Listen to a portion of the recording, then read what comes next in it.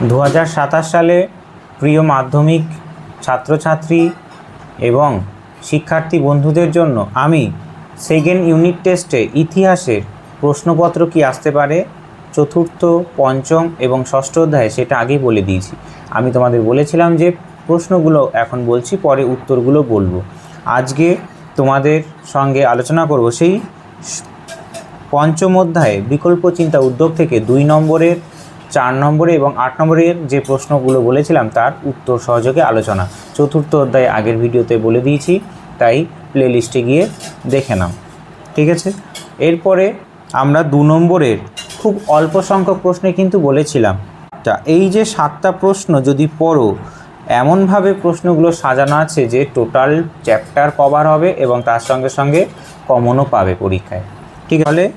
এইখানে 19 শতকে প্রথম প্রশ্ন দিয়েছে, 19 শতকের বিজ্ঞান শিক্ষার বিকাশে Indian association for the cultivation of সায়েন্সের ভূমিকা কী ছিল। প্রথম প্রশ্নটা তোমরা আরেকটাভাবে পড়বে যে মহেন্দ্রলাল সরকার স্মরণীয় কেন। আইএসিএসের সম্পূর্ণ নাম হয়ে যাবে, তার সঙ্গে সঙ্গে আইএসিএসে পড়ে কে নোবেল পুরস্কার পেয়েছিল সেইটাও এখানে জেনে যাবে যে রমন, তিনি সিভি রমন, তিনি রমন এফেক্টের জন্য নোবেল পুরস্কার পেয়েছিলেন কত সালে? 1930 সালে। তাহলে আইসিএস বুঝতে পারছে যে কতটা গুরুত্বপূর্ণ একটা ইনস্টিটিউট ছিল। প্রতিষ্ঠা করেছিলেন 1876 খ্রিস্টাব্দে ডাক্তার মহেন্দ্রলাল সরকার, ঠিক আছে। দেশীয় উদ্যোগে যেমন তৈরি করেছিলেন, তারপরে সরকারি সাহায্য ছাড়াই বিজ্ঞান চর্চা গবেষণার জন্য তিনি এটা প্রতিষ্ঠা করেন, সরকারের কোনো সহযোগিতা নেয়নি। এরপরে দেখো গুরুত্ব কী ছিল, স্বতন্ত্র বিজ্ঞান গবেষণা, অর্থাৎ এই রকম গবেষণা কোথাও হয়নি সেই মুহূর্তে, সেই সময় তিনি এটা চালু করেছিলেন, ঠিক আছে। তারপর ঐতিহাসিক সাফল্যও পেয়েছিলেন, যেমন রমন এফেক্টের জন্য সিভি রমন কী পেয়েছিলেন? নোবেল পুরস্কার পেয়েছিলেন পদার্থবিদ্যায়। এছাড়া এস কৃষ্ণান, মেঘনাথ শাহ প্রমুখ এখানে গবেষণা পরিচালিত করতেন। তাহলে এত কিছু হয়েছে এই আইএসিএসে, তাহলে হবে না? গুরুত্বপূর্ণ হবে না? অবশ্যই হবে। তারপরে দ্বিতীয় প্রশ্ন বলছে বিশ্বভারতী প্রতিষ্ঠার উদ্দেশ্য কী ছিল। বিশ্বভারতী, আমরা জানি যে বিশ্বভারতী এমন একটা প্রতিষ্ঠান যেখানে স্বদেশী ভাষায় রবীন্দ্রনাথ ঠাকুর 4 দেওয়াল বাদে একটা প্রকৃতির কোলে শিক্ষা ব্যবস্থা গড়ে তুলতে চেয়েছিলেন এই বিশ্বভারতী দ্বারা।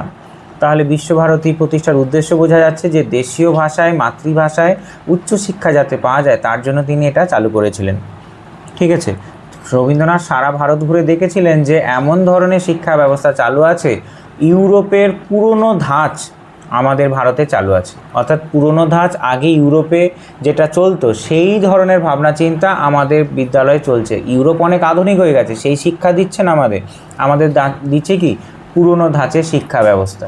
তাই তিনি মাতৃভাষায় পড়াশোনার জন্য আগ্রহ দেখানোর কথা বলেছে সবাইকে, কারণ যারা ইংরেজি ভাষায় পড়ছে তারা শুধুমাত্র মুখস্থ বিদ্যা করছে, শিলাবৃষ্টি বর্ষণ হচ্ছে মুখস্থ বিদ্যা, কোনো রকম অন্তর বা মনের কোনো বিকাশ হচ্ছে না। তাই তিনি এটা প্রতিষ্ঠা করার কথা বলেছিলেন। 1921 সালে বীরভূম জেলাতে শান্তিনিকেতনে প্রতিষ্ঠা করেছিলেন, ঠিক আছে।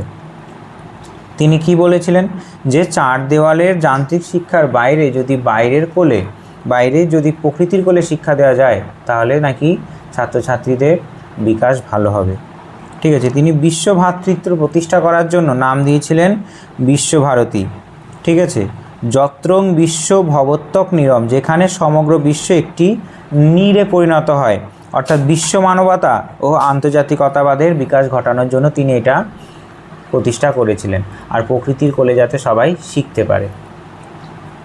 তারপরে 3 নম্বর প্রশ্ন, চার্লস উইলকিন্স কে ছিলেন, তাকে কেন বাংলার গুটেনবার্গ বলা হয়।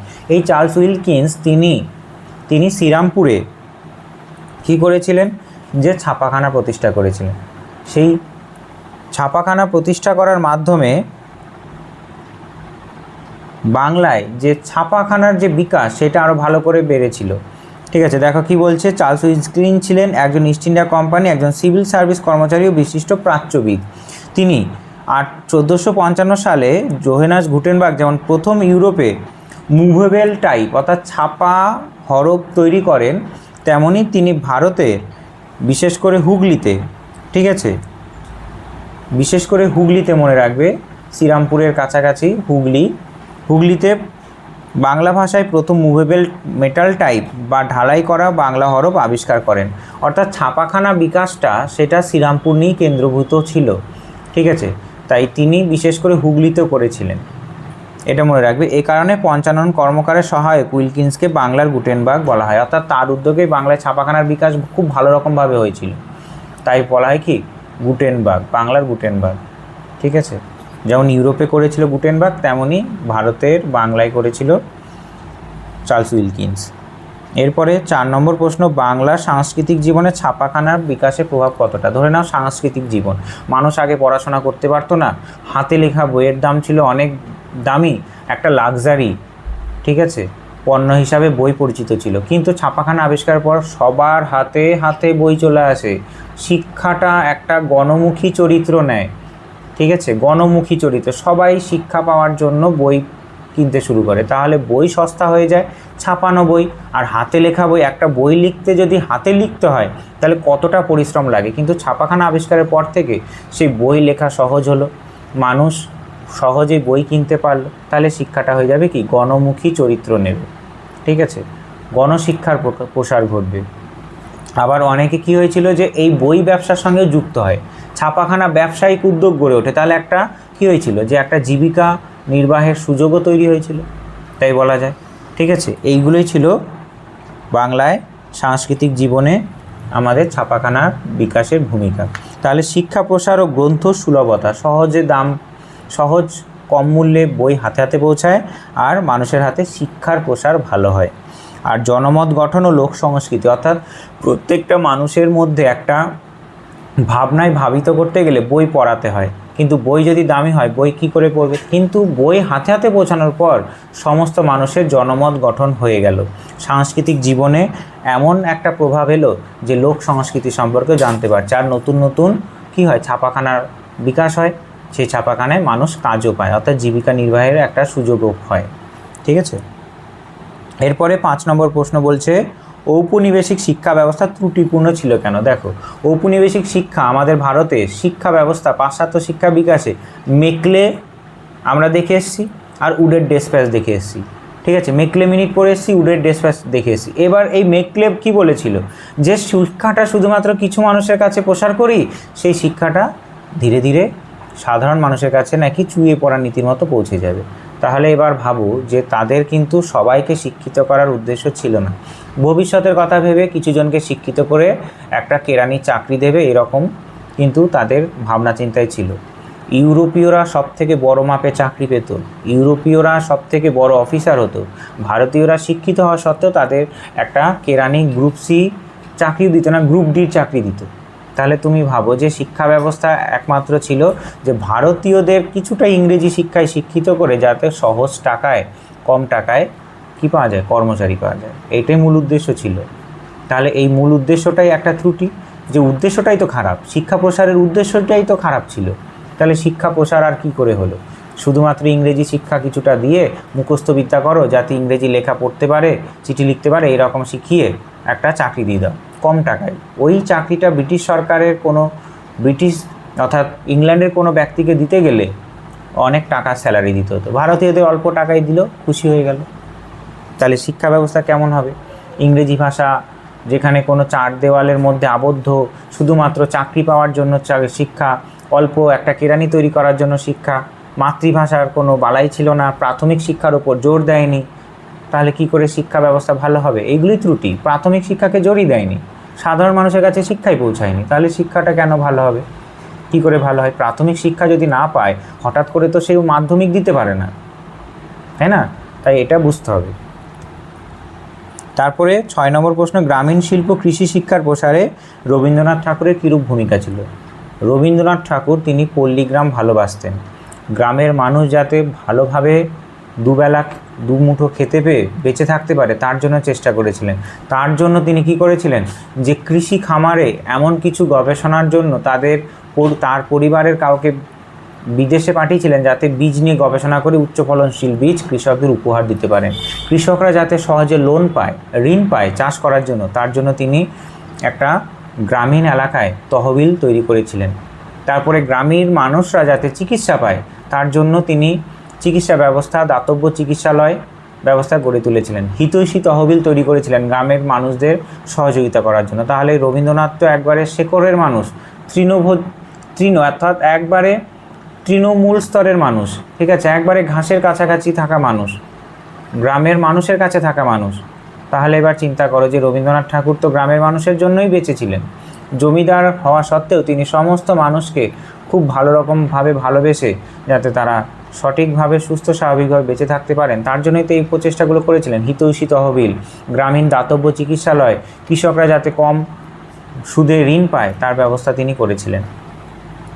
ঠিক আছে, তিনি কি বলতেন? কৃষিবিদ্যা, পশুপালন, তাঁতশিল্প, মৃৎশিল্প, অন্যান্য কুটির শিল্পে ব্যবহারিক প্রশিক্ষণ দেওয়ার ব্যবস্থা করেছিলেন।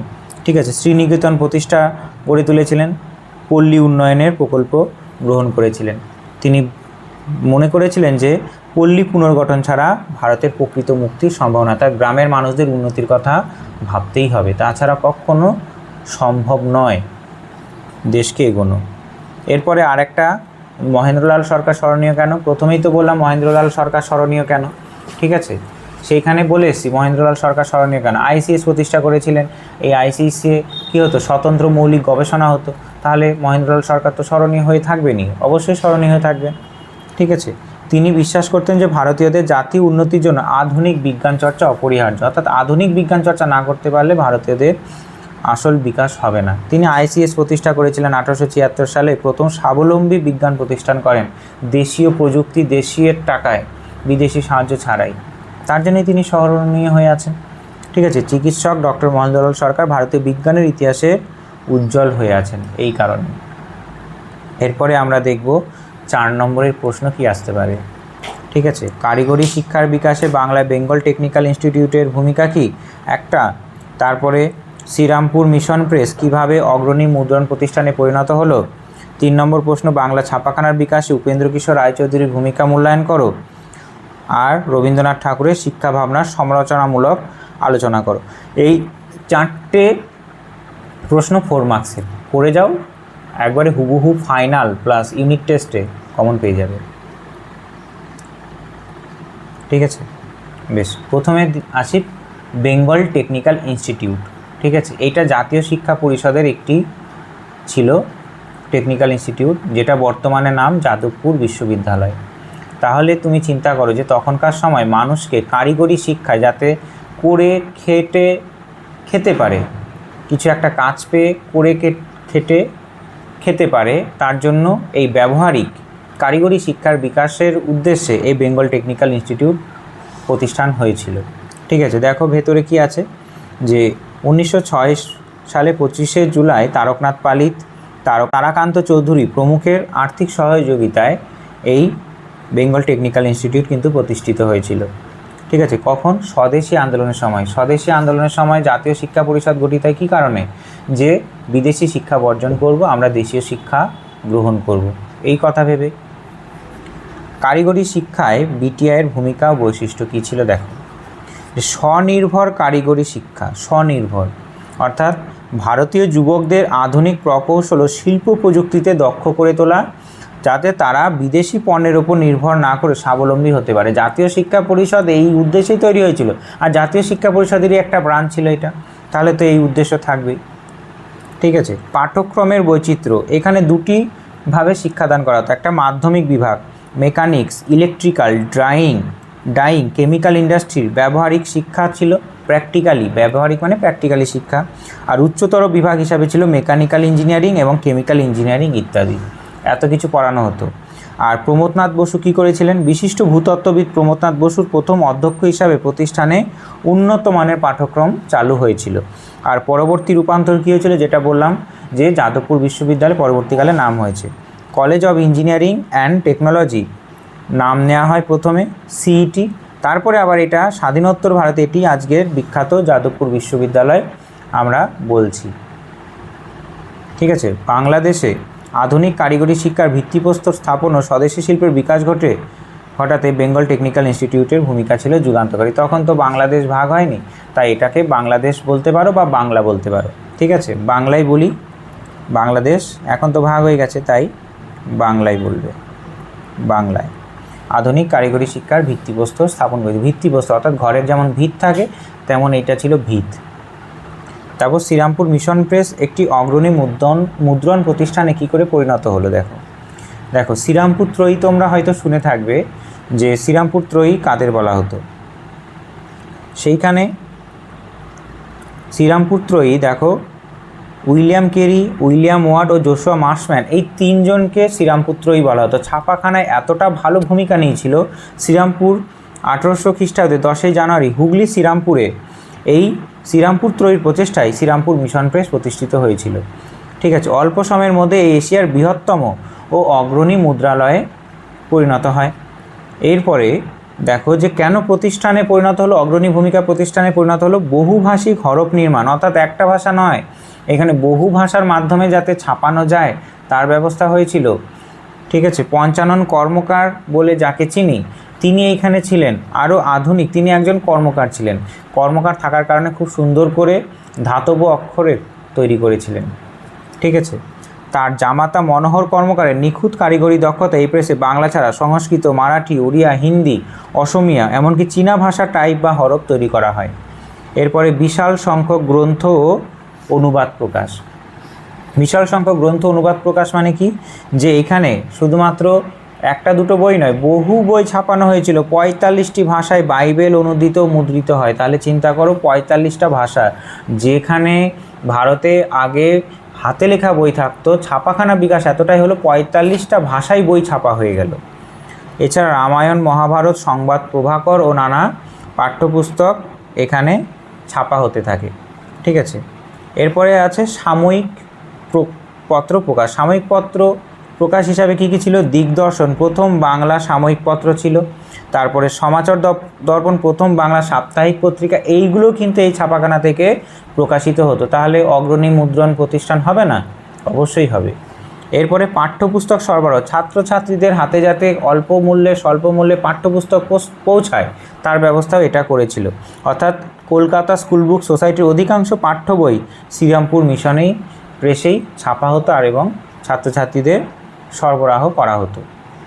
উপসংহারে কি লিখবে? উপসংহারে লিখবে উন্নত প্রযুক্তি, দক্ষ কারিগর, ব্যাপক প্রকাশনা কার্যক্রমের সমন্বয়ে শ্রীরামপুর মিশন প্রেস তৎকালীন ভারতবর্ষের মুদ্রণ শিল্পের কেন্দ্রবিন্দুতে পরিণত হয়েছিল।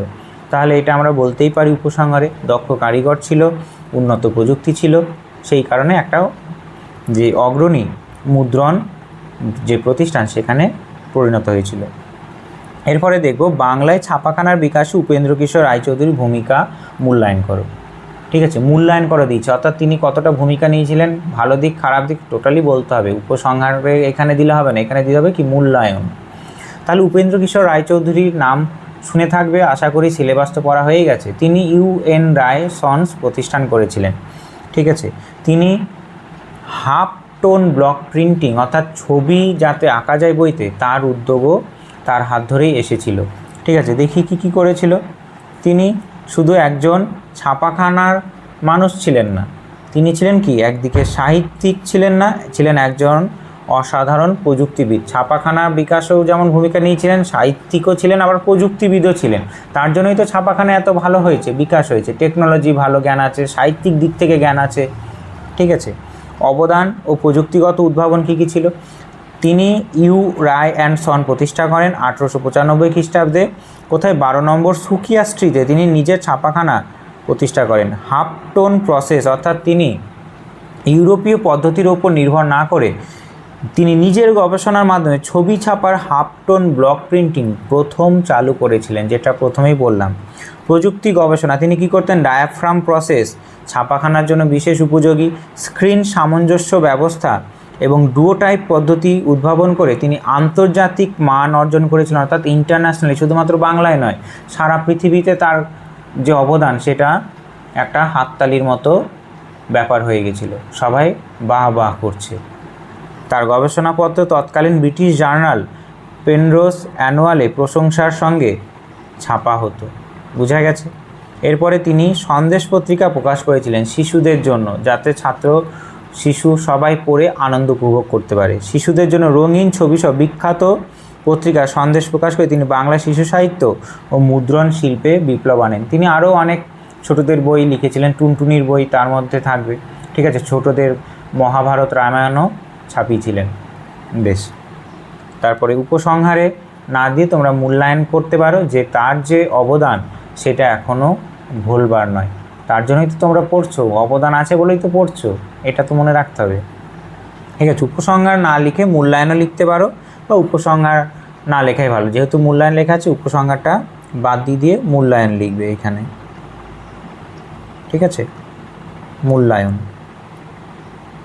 মূল্যায়নে কি, যে তিনি ছিলেন বাংলার মুদ্রণ শিল্পের চিত্রগ্রাহক ও কারিগর, জাদুকর। তার প্রচেষ্টায় বাংলায় সচিত্র গ্রন্থ প্রকাশনা হয়েছিল, যা বিশ্বমানের মর্যাদা লাভ করেছিল। ঠিক আছে, বোঝা গেছে? বেশ, এরপরে 4 নম্বর প্রশ্ন, রবীন্দ্রনাথ ঠাকুরের শিক্ষা ভাবনার সমালোচনামূলক আলোচনা করো। শিক্ষা ভাবনা, রবীন্দ্রনাথ ঠাকুরের শিক্ষা ভাবনা তো আমরা জানি তিনি কি চেয়েছিলেন।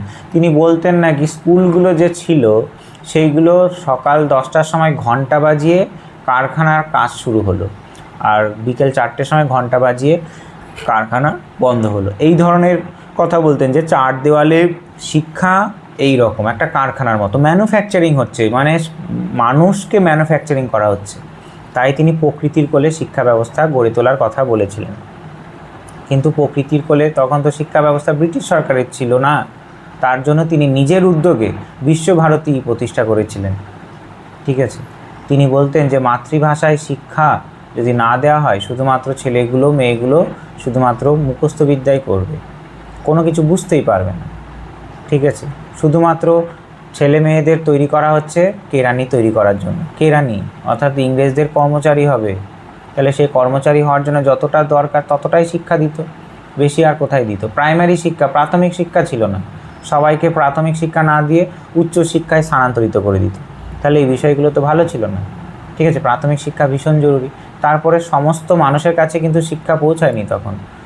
উডের ডেসপ্যাচ আমরা দেখেছিলাম, মেকলেমিনি তিনি বলেছিলেন যে কিছু মানুষকে এখন শিক্ষিত করে দিই, ধীরে ধীরে ছড়িয়ে পড়বে, সবার কাছে ছড়িয়ে পড়বে। কিন্তু সবার কাছে তেমন ছড়িয়ে পড়েনি শিক্ষাটা, ভেবেছিল ভাইরাসের মতো ছড়িয়ে যাবে। তাদের উদ্দেশ্য এটা ছিল না, গণশিক্ষা প্রসারের উদ্দেশ্য ছিল না তাদের মেন উদ্দেশ্য ছিল কেরানি তৈরি করো, ব্যাস এইটুকু।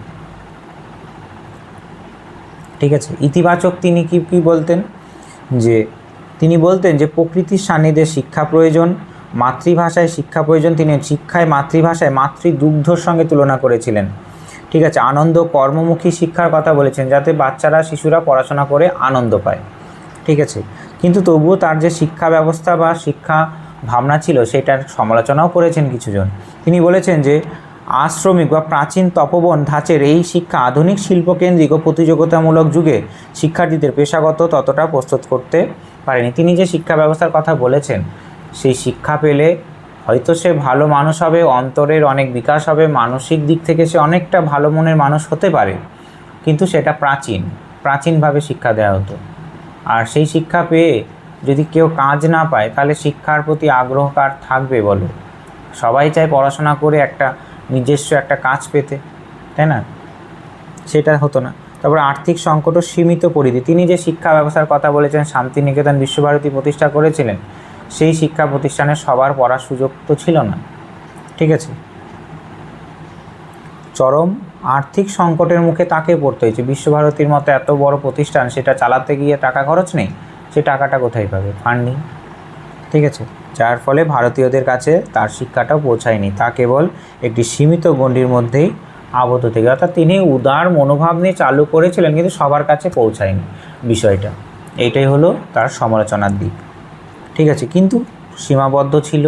তা সত্ত্বেও রবীন্দ্রনাথের যে ভাবনা এখনও আমাদের অনুপ্রেরণা যোগায়। সেই ধরনের শিক্ষা ব্যবস্থা ছাত্রদের সত্যিই মানসিক বিকাশ ভালো হবে। ঠিক আছে, মুখস্থ বিদ্যার শিকল থেকে মুক্ত করে জীবনমুখী ও আনন্দময়ী করে তোলার এক অনন্য কালজয়ী অধ্যায়। ঠিক আছে, নিজের ভাষায় লিখবে, প্রশ্নের উত্তর ভালো হবে। এরপরে আমরা দেখব যে 8 নম্বরের একটা প্রশ্ন বলবো এই চ্যাপ্টার থেকে, একটা 8 নম্বরের প্রশ্ন। ঠিক আছে, বিকল্প চিন্তা উদ্যোগ থেকে একটা 8 নম্বরের প্রশ্ন, চ্যাপ্টার 5, একটা 8 নম্বর, এইটাই পড়বে। ঠিক আছে, পরীক্ষায় এইটাই পড়ার সম্ভাবনা বেশি আছে এই বছর ফাইনালে বা ইউনিট টেস্টে তোমরা যে দেবে এই চ্যাপ্টারে। কি মানুষ প্রকৃতি ও শিক্ষার সমন্বয়ে বিষয়ে রবীন্দ্রনাথ ঠাকুরের চিন্তার সংক্ষিপ্ত পরিচয় দেয়। তিনি শুধুমাত্র শিক্ষার কথা ভাবেননি, এই প্রশ্নের মাধ্যমে তোমাকে লিখতে হবে যে তিনি শুধু শিক্ষার কথা ভাবেননি, তিনি শিক্ষা, তারপরে প্রকৃতি, মানুষ একসঙ্গে মিলিমিশে মানুষকে বোঝানোর চেষ্টা করেছেন। যেমন প্রকৃতির সঙ্গে শিক্ষার সমন্বয়, তো তোমরা বুঝতেই পারলে যে প্রকৃতির মুক্ত প্রাঙ্গণে শিক্ষা প্রয়োজন ছাত্রছাত্রীদের বিকাশের জন্য। ঠিক আছে, তিনি মাত্র 5জন ছাত্র নিয়ে খোলা আকাশের নিচে বটবৃক্ষের ছায় ব্রহ্মচর্যাশ্রম খুলেছিলেন। ইন্দ্রিয় জাগ্রতকরণ, প্রকৃতির ঋতু পরিবর্তন, গাছপালা, পশু পাখির সান্নিধ্যে পশুর বোধশক্তি ইন্দ্রিয়কে সজীব ও সংবেদনশীল করে তোলার জন্যই তিনি এই শিক্ষা ব্যবস্থা গড়ে তুলেছিলেন, যেখানে কোনো পাঠ্যপুস্তক প্রয়োজন নেই। এরপরে মানুষ ও শিক্ষার সমন্বয় অর্থাৎ মনুষ্যত্বের বিকাশের জন্য তিনি কি বলেছেন, যে আত্মিক ও নান্দনিক বিকাশ। তিনি শিক্ষায় জ্ঞানার্জনের পাশাপাশি সৌন্দর্যবোধ, সঙ্গীত, চিত্রাঙ্কন, নৃত্য, অভিনয়ের মতো নান্দনিক চর্চাও অন্তর্ভুক্ত করেছেন। ঠিক আছে, মাতৃভাষার মাধ্যমে শিক্ষা দেওয়ার কথা বলেছেন। শিশু তার নিজের ভাষা বা মাতৃভাষায় যেমন ভালো করে কথা বলতে সক্ষম, তা সেইভাবেই যদি শিক্ষা দেওয়া হয় তাহলে তার চিন্তা ও ভাবনার বিকাশ ঘটে। তাই তিনি সহজ পাঠ রচনা করেন এবং মাতৃভাষাকে শিক্ষার প্রধান বাহন করেছিলেন। ঠিক আছে, তিনি কি করেছিলেন, যে বিশ্ব মানবতা ও বিশ্বভারতীর ভাবনা অর্থাৎ আন্তর্জাতিকতার যে ভাবনা চিন্তা সেটাও বিকাশ করেছিলেন। যেমন প্রাচ্য পাশ্চাত্যের মেলবন্ধন করতে চেয়েছিলেন, অর্থাৎ আমাদের দেশেরও শিক্ষা থাকবে, বিদেশেরও শিক্ষাও থাকবে। ঠিক আছে, বিশ্বভারতী প্রতিষ্ঠা করেছিলেন সেই উদ্দেশ্যেই 1921 সালে। সারা ভারত ঘুরে তিনি দেখেছিলেন যে ভারতে সেই রকম শিক্ষা ব্যবস্থা নেই। ঠিক আছে, মানুষের উন্নতি হতে পারে এই রকম। তারপরে তিনি সমাজসেবা ও গ্রামকে স্বাবলম্বী করার উদ্যোগ নিয়েছিলেন, শ্রীনিকেতন প্রতিষ্ঠা করেছিলেন। সেখানে তিনি কি করেছিলেন, 1922 খ্রিস্টাব্দে প্রতিষ্ঠা করেছিলেন, যে শ্রীনিকেতন প্রতিষ্ঠা করে কৃষি বিজ্ঞান, কুটির শিল্প, সমবায়, স্বাস্থ্য সচেতনতার শিক্ষা চালু করেন। গ্রামের মানুষকে চিকিৎসা দেওয়ার জন্য ফ্রিতে দাতব্য চিকিৎসালয় গড়ে তুলেছিলেন। তারপরে গ্রামের মানুষরা যাতে অল্প সুদে ঋণ পায় তার জন্য তিনি ঋণ ব্যবস্থাও চালু করেছিলেন। হিতৈষী তহবিল চালু করেছিলেন বিপদে আপদে মানুষের পাশে দাঁড়ানোর জন্য। এত কিছু কাজ করেছিলেন। ঠিক আছে, তাহলে বলতেই পারি আবার তিনি তার নিজের পরিবারের মানুষকে বিদেশে কৃষিবিদ্যা যাতে আরও বিকাশ হয় তার জন্য তিনি বিদেশে পাঠিয়েওছিলেন।